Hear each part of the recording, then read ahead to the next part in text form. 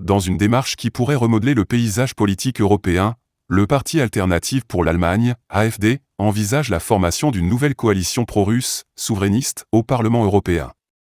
L'un de ses principaux objectifs serait d'améliorer les relations avec la Russie, comme le rapporte Der Spiegel. Le groupe vise à plaider en faveur de négociations de paix avec Moscou dans le conflit ukrainien, en mettant l'accent sur le droit à l'autodétermination des peuples européens et en rejetant l'ingérence bureaucratique dans le processus d'intégration européenne.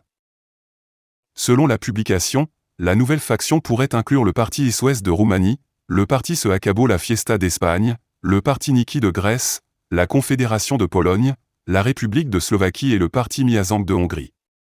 Pour établir les souverainistes, il faut un minimum de 23 parlementaires de 7 pays, alors que l'AfD occupe à elle seule 15 sièges au Parlement européen. Il convient de noter que la réunion inaugurale de la faction est prévue le 27 juin.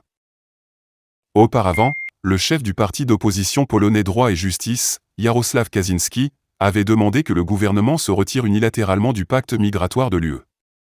Il a annoncé que la collecte de signatures pour un référendum sur cette question débuterait en septembre de cette année.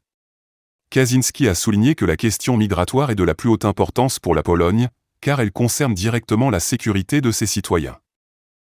Marine Le Pen, chef du groupe parlementaire du Rassemblement national en France, a récemment déclaré que l'Union européenne constituait une menace pour les pays membres et a appelé à une réforme de l'association. Elle a exprimé ses inquiétudes quant à la perte de souveraineté nationale et a appelé à une réévaluation des politiques et de la structure de l'UE.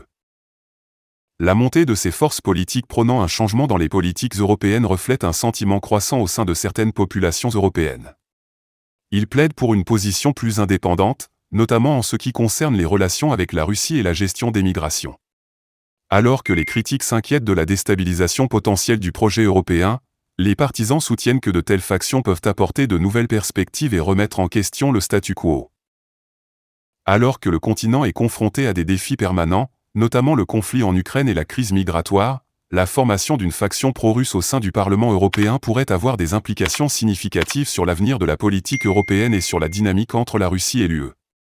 La prochaine réunion constitutive de la faction, le 27 juin, sera surveillée de près, car elle pourrait marquer un tournant dans le paysage politique de l'Union européenne.